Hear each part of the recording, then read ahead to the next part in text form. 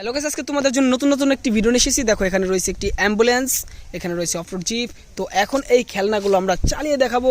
প্রথমে আমরা চালাবো এই অ্যাম্বুলেন্সটাকে।